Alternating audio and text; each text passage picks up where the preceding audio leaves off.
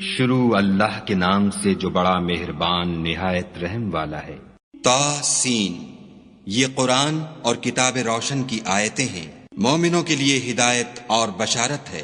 وہ جو نماز پڑھتے اور زکوٰۃ دیتے اور آخرت کا یقین رکھتے ہیں۔ جو لوگ آخرت پر ایمان نہیں رکھتے، ہم نے ان کے اعمال ان کے لیے آراستہ کر دیے ہیں تو وہ سرگرداں ہو رہے ہیں۔ یہی لوگ ہیں جن کے لیے بڑا عذاب ہے اور وہ آخرت میں بھی بہت نقصان اٹھانے والے ہیں۔ اور تم کو قرآن خدائے حکیم و علیم کی طرف سے عطا کیا جاتا ہے۔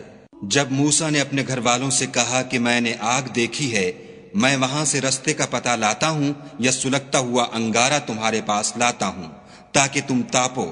جب موسیٰ اس کے پاس آئے تو ندا آئی کہ وہ جو آگ میں تجلی دکھاتا ہے بابرکت ہے، اور وہ جو آگ کے ارد گرد ہے، اور خدا جو تمام عالم کا پروردگار ہے پاک ہے۔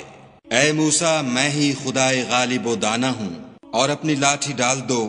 جب اسے دیکھا تو اس طرح ہل رہی تھی گویا سانپ ہے، تو پیٹھ پھیر کر بھاگے اور پیچھے مڑ کر نہ دیکھا۔ حکم ہوا کہ موسیٰ ڈرو مت، ہمارے پاس پیغمبر ڈرا نہیں کرتے۔ ہاں، جس نے ظلم کیا پھر برائی کے بعد اسے نیکی سے بدل دیا تو میں بخشنے والا مہربان ہوں۔ اور اپنا ہاتھ اپنے گریبان میں ڈالو، بے عیب سفید نکلے گا، ان 2 معجزوں کے ساتھ جو 9 معجزوں میں داخل ہیں۔ فرعون اور اس کی قوم کے پاس جاؤ کہ وہ بد کردار لوگ ہیں۔ جب ان کے پاس ہماری روشن نشانیاں پہنچیں، کہنے لگے یہ صریح جادو ہے، اور بے انصافی اور غرور سے ان سے انکار کیا، لیکن ان کے دل ان کو مان چکے تھے۔ سو دیکھ لو کہ فساد کرنے والوں کا انجام کیسا ہوا۔ اور ہم نے داؤد اور سلیمان کو علم بخشا، اور انہوں نے کہا کہ خدا کا شکر ہے جس نے ہمیں اپنے بہت سے مومن بندوں پر فضیلت دی۔ اور سلیمان داؤد کے قائم مقام ہوئے اور کہنے لگے کہ لوگوں، ہمیں خدا کی طرف سے جانوروں کی بولی سکھائی گئی ہے اور ہر چیز عنایت فرمائی گئی ہے، بے شک یہ اس کا صریح فضل ہے۔ اور سلیمان کے لیے جنوں اور انسانوں اور پرندوں کے لشکر جمع کیے گئے، اور وہ قسم وار کیے گئے تھے، یہاں تک کہ جب چیونٹیوں کے میدان میں پہنچے تو ایک چیونٹی نے کہا کہ چیونٹیوں اپنے اپنے بلوں میں داخل ہو جاؤ، ایسا نہ ہو کہ سلیمان اور اس کے لشکر تم کو کچل ڈالیں اور ان کو خبر بھی نہ ہو۔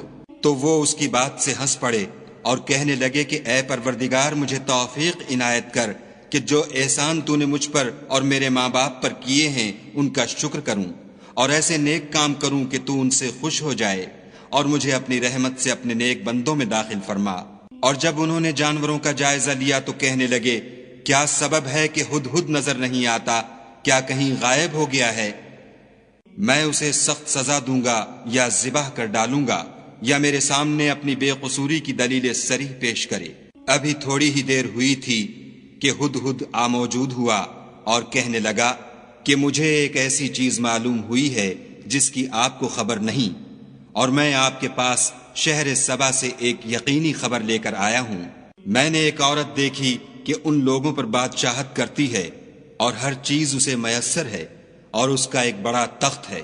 میں نے دیکھا کہ وہ اور اس کی قوم خدا کو چھوڑ کر آفتاب کو سجدہ کرتے ہیں، اور شیطان نے ان کے اعمال انہیں آراستہ کر دکھائے ہیں اور ان کو رستے سے روک رکھا ہے، پس وہ رستے پر نہیں آتے اور نہیں سمجھتے کہ خدا کو جو آسمانوں اور زمین میں چھپی چیزوں کو ظاہر کر دیتا اور تمہارے پوشیدہ اور ظاہر اعمال کو جانتا ہے، کیوں سجدہ نہ کریں۔ خدا کے سوا کوئی عبادت کے لائق نہیں، وہی عرش عظیم کا مالک ہے۔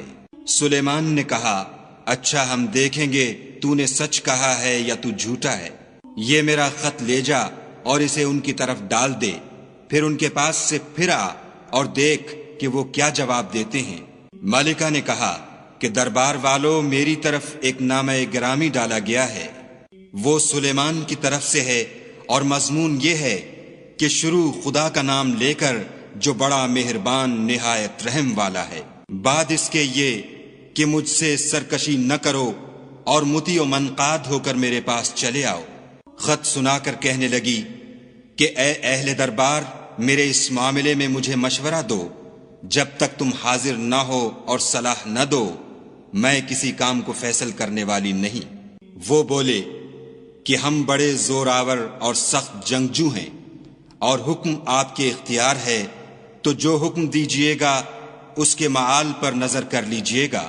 اس نے کہا کہ بادشاہ جب کسی شہر میں داخل ہوتے ہیں تو اس کو تباہ کر دیتے ہیں اور وہاں کے عزت والوں کو ذلیل کر دیا کرتے ہیں، اور اسی طرح یہ بھی کریں گے۔ اور میں ان کی طرف کچھ تحفہ بھیجتی ہوں اور دیکھتی ہوں کہ قاصد کیا جواب لاتے ہیں۔ جب قاصد سلیمان کے پاس پہنچا تو سلیمان نے کہا، کیا تم مجھے مال سے مدد دینا چاہتے ہو؟ جو کچھ خدا نے مجھے عطا فرمایا ہے وہ اس سے بہتر ہے جو تمہیں دیا ہے۔ حقیقت یہ ہے کہ اپنے تحفے سے تم ہی خوش ہوتے ہوگے۔ ان کے پاس واپس جاؤ، ہم ان پر ایسے لشکر لے کر حملہ کریں گے جن کے مقابلے کی ان میں طاقت نہ ہوگی، اور ان کو وہاں سے بے عزت کر کے نکال دیں گے اور وہ ذلیل ہوں گے۔ سلیمان نے کہا کہ اے دربار والو، کوئی تم میں ایسا ہے کہ قبل اس کے کہ وہ لوگ فرما بردار ہو کر ہمارے پاس آئیں ملکہ کا تخت میرے پاس لے آئے؟ جنات میں سے ایک قوی ہیکل جن نے کہا کہ قبل اس کے کہ آپ اپنی جگہ سے اٹھیں میں اس کو آپ کے پاس لا حاضر کرتا ہوں، اور مجھے اس پر قدرت بھی حاصل ہے اور امانت دار بھی ہوں۔ ایک شخص جس کو کتاب الہی کا علم تھا کہنے لگا کہ میں آپ کی آنکھ کے جھپکنے سے پہلے اسے آپ کے پاس حاضر کیے دیتا ہوں۔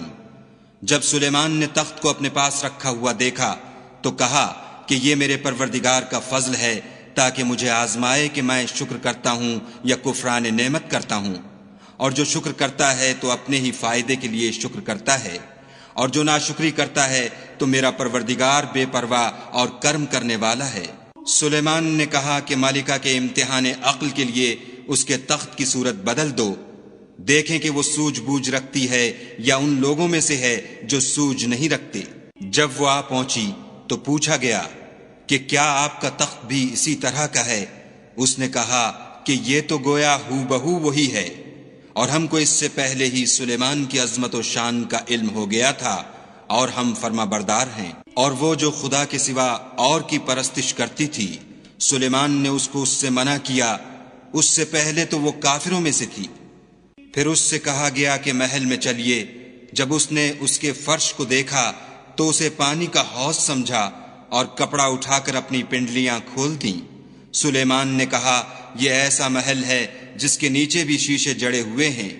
وہ بول اٹھی کہ پروردگار میں اپنے آپ پر ظلم کرتی رہی تھی، اور اب میں سلیمان کے ہاتھ پر خدائے رب العالمین پر ایمان لاتی ہوں۔ اور ہم نے سمود کی طرف ان کے بھائی صالح کو بھیجا کہ خدا کی عبادت کرو، تو وہ دو فریق ہو کر آپس میں جھگڑنے لگے۔ صالح نے کہا کہ اے قوم، تم بھلائی سے پہلے برائی کے لیے کیوں جلدی کرتے ہو، اور خدا سے بخشش کیوں نہیں مانگتے تاکہ تم پر رحم کیا جائے؟ وہ کہنے لگے کہ تم اور تمہارے ساتھی ہمارے لیے شگون بد ہیں۔ صالح نے کہا کہ تمہاری بدشگونی خدا کی طرف سے ہے، بلکہ تم ایسے لوگ ہو جن کی آزمائش کی جاتی ہے۔ اور شہر میں 9 شخص تھے جو ملک میں فساد کیا کرتے تھے اور اصلاح سے کام نہیں لیتے تھے۔ کہنے لگے کہ خدا کی قسم کھاؤ کہ ہم رات کو اس پر اور اس کے گھر والوں پر شبخون ماریں گے، پھر اس کے وارثوں سے کہہ دیں گے کہ ہم تو اس کے گھر والوں کے موقع ہلاکت پر گئے ہی نہیں، اور ہم سچ کہتے ہیں۔ اور وہ ایک چال چلے اور ہم بھی ایک چال چلے، اور ان کو کچھ خبر نہ ہوئی۔ تو دیکھ لو کہ ان کی چال کا انجام کیسا ہوا۔ ہم نے ان کو اور ان کی قوم سب کو ہلاک کر ڈالا۔ اب یہ ان کے گھر ان کے ظلم کے سبب خالی پڑے ہیں۔ جو لوگ دانش رکھتے ہیں ان کے لیے اس میں نشانی ہے، اور جو لوگ ایمان لائے اور ڈرتے تھے ان کو ہم نے نجات دی۔ اور لوط کو یاد کرو جب انہوں نے اپنی قوم سے کہا کہ تم بے حیائی کے کام کیوں کرتے ہو، اور تم دیکھتے ہو کیا تم عورتوں کو چھوڑ کر لذت حاصل کرنے کے لیے مردوں کی طرف مائل ہوتے ہو؟ حقیقت یہ ہے کہ تم احمق لوگ ہو۔ تو ان کی قوم کے لوگ بولے تو یہ بولے، اور اس کے سوا ان کا کچھ جواب نہ تھا کہ لوط کے گھر والوں کو اپنے شہر سے نکال دو، یہ لوگ پاک بننا چاہتے ہیں۔ تو ہم نے ان کو اور ان کے گھر والوں کو نجات دی، مگر ان کی بیوی کہ اس کی نسبت ہم نے مقرر کر رکھا تھا کہ وہ پیچھے رہنے والوں میں ہوگی۔ اور ہم نے ان پر مہ برسایا، سو جو مہ ان لوگوں پر برسا جن کو متنبع کر دیا گیا تھا برا تھا۔ کہہ دو کہ سب تعریف خدا ہی کو سزاوار ہے، اور اس کے بندوں پر سلام ہے جن کو اس نے منتخب فرمایا۔ بھلا خدا بہتر ہے یا وہ جن کو یہ اس کا شریک بناتے ہیں؟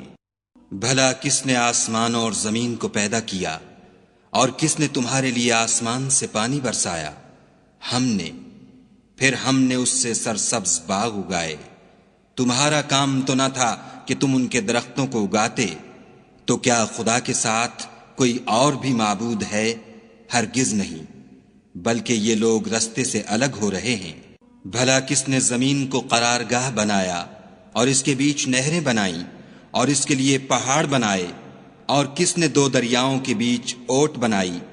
یہ سب کچھ خدا نے بنایا، تو کیا خدا کے ساتھ کوئی اور معبود بھی ہے؟ ہرگز نہیں، بلکہ ان میں اکثر دانش نہیں رکھتے۔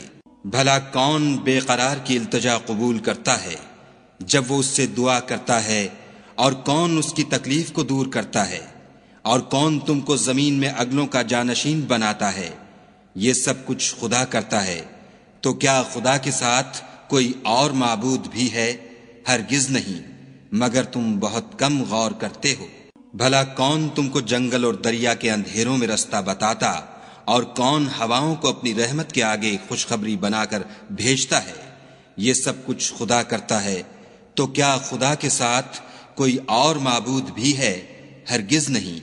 یہ لوگ جو شرک کرتے ہیں، خدا کی شان اس سے بلند ہے۔ بھلا کون خلقت کو پہلی بار پیدا کرتا، پھر اس کو بار بار پیدا کرتا رہتا ہے؟ اور کون تم کو آسمان اور زمین سے رزق دیتا ہے؟ یہ سب کچھ خدا کرتا ہے، تو کیا خدا کے ساتھ کوئی اور معبود بھی ہے؟ ہرگز نہیں۔ کہہ دو کہ مشرکو، اگر تم سچے ہو تو دلیل پیش کرو۔ کہہ دو کہ جو لوگ آسمانوں اور زمین میں ہیں خدا کے سوا غیب کی باتیں نہیں جانتے، اور نہ یہ جانتے ہیں کہ کب زندہ کر کے اٹھائے جائیں گے، بلکہ آخرت کے بارے میں ان کا علم منتہی ہو چکا ہے، بلکہ وہ اس سے شک میں ہیں، بلکہ اس سے اندھے ہو رہے ہیں۔ اور جو لوگ کافر ہیں کہتے ہیں کہ جب ہم اور ہمارے باپ دادا مٹی ہو جائیں گے تو کیا ہم پھر قبروں سے نکالے جائیں گے؟ یہ وعدہ ہم سے اور ہمارے باپ دادا سے پہلے سے ہوتا چلا آیا ہے۔ کہاں کا اٹھنا اور کیسی قیامت، یہ تو صرف پہلے لوگوں کی کہانیاں ہیں۔ کہہ دو کہ ملک میں چلو پھرو، پھر دیکھو کہ گناہ گاروں کا انجام کیا ہوا، اور ان کے حال پر غم نہ کرنا، اور نہ ان چالوں سے جو یہ کر رہے ہیں تنگ دل ہونا، اور کہتے ہیں کہ اگر تم سچے ہو تو یہ وعدہ کب پورا ہوگا؟ کہہ دو کہ جس عذاب کے لیے تم جلدی کر رہے ہو شاید اس میں سے کچھ تمہارے نزدیک آ پہنچا ہو، اور تمہارا پروردگار تو لوگوں پر فضل کرنے والا ہے، لیکن ان میں سے اکثر شکر نہیں کرتے۔ اور جو باتیں ان کے سینوں میں پوشیدہ ہوتی ہیں اور جو کام وہ ظاہر کرتے ہیں، تمہارا پروردگار ان سب کو جانتا ہے۔ اور آسمانوں اور زمین میں کوئی پوشیدہ چیز نہیں ہے مگر وہ کتاب روشن میں لکھی ہوئی ہے۔ بے شک یہ قرآن بنی اسرائیل کے سامنے اکثر باتیں جن میں وہ اختلاف کرتے ہیں بیان کر دیتا ہے، اور بے شک یہ مومنوں کے لیے ہدایت اور رحمت ہے۔ تمہارا پروردگار قیامت کے روز ان میں اپنے حکم سے فیصلہ کر دے گا، اور وہ غالب اور علم والا ہے۔ تو خدا پر بھروسہ رکھو، تم تو حق صریح پر ہو۔ کچھ شک نہیں کہ تم مردوں کو بات نہیں سنا سکتے، اور نہ بہروں کو جبکہ وہ پیٹھ پھیر کر پھر جائیں آواز سنا سکتے ہو، اور نہ اندھوں کو گمراہی سے نکال کر رستہ دکھا سکتے ہو۔ تم تو انہی کو سنا سکتے ہو جو ہماری آیتوں پر ایمان لاتے ہیں اور وہ فرما بردار ہو جاتے ہیں۔ اور جب ان کے بارے میں عذاب کا وعدہ پورا ہوگا تو ہم ان کے لیے زمین میں سے ایک جانور نکالیں گے جو ان سے بیان کر دے گا، اس لیے کہ لوگ ہماری آیتوں پر ایمان نہیں لاتے تھے۔ اور جس روز ہم ہر امت میں سے اس گروہ کو جمع کریں گے جو ہماری آیتوں کی تکذیب کرتے تھے تو ان کی جماعت بندی کی جائے گی، یہاں تک کہ جب سب آ جائیں گے تو خدا فرمائے گا کہ کیا تم نے میری آیتوں کو جھٹلا دیا تھا اور تم نے اپنے علم سے ان پر احاطہ تو کیا ہی نہ تھا؟ بھلا تم کیا کرتے تھے؟ اور ان کے ظلم کے سبب ان کے حق میں وعدہ عذاب پورا ہو کر رہے گا تو وہ بول بھی نہ سکیں گے۔ کیا انہوں نے نہیں دیکھا کہ ہم نے رات کو اس لیے بنایا ہے کہ اس میں آرام کریں، اور دن کو روشن بنایا ہے کہ اس میں کام کریں؟ بے شک اس میں مومن لوگوں کے لیے نشانیاں ہیں۔ اور جس روز سور پھونکا جائے گا تو جو لوگ آسمانوں اور جو زمین میں ہیں سب گھبرا اٹھیں گے، مگر وہ جسے خدا چاہے اور سب اس کے پاس عاجز ہو کر چلے آئیں گے۔ اور تم پہاڑوں کو دیکھتے ہو تو خیال کرتے ہو کہ اپنی جگہ پر کھڑے ہیں، مگر وہ اس روز اس طرح اڑتے پھریں گے جیسے بادل۔ یہ خدا کی کاریگری ہے جس نے ہر چیز کو مضبوط بنایا، بے شک وہ تمہارے سب افعال سے باخبر ہے۔ جو شخص نیکی لے کر آئے گا تو اس کے لیے اس سے بہتر بدلہ تیار ہے، اور ایسے لوگ اس روز گھبراہٹ سے بے خوف ہوں گے۔ اور جو برائی لے کر آئے گا تو ایسے لوگ اوندھے منہ دوزخ میں ڈال دیے جائیں گے۔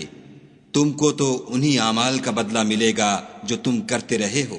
کہہ دو مجھ کو یہی ارشاد ہوا ہے کہ اس شہر مکہ کے مالک کی عبادت کروں جس نے اس کو محترم اور مقام ادب بنایا ہے، اور سب چیز اسی کی ہے، اور یہ بھی حکم ہوا ہے کہ اس کا حکم بردار رہوں، اور یہ بھی کہ قرآن پڑھا کروں۔ تو جو شخص راہ راست اختیار کرتا ہے تو اپنے ہی فائدے کے لیے اختیار کرتا ہے، اور جو گمراہ رہتا ہے تو کہہ دو کہ میں تو صرف نصیحت کرنے والا ہوں۔ اور کہو کہ خدا کا شکر ہے وہ تم کو عنقریب اپنی نشانیاں دکھائے گا تو تم ان کو پہچان لوگے، اور جو کام تم کرتے ہو تمہارا پروردگار ان سے بے خبر نہیں ہے۔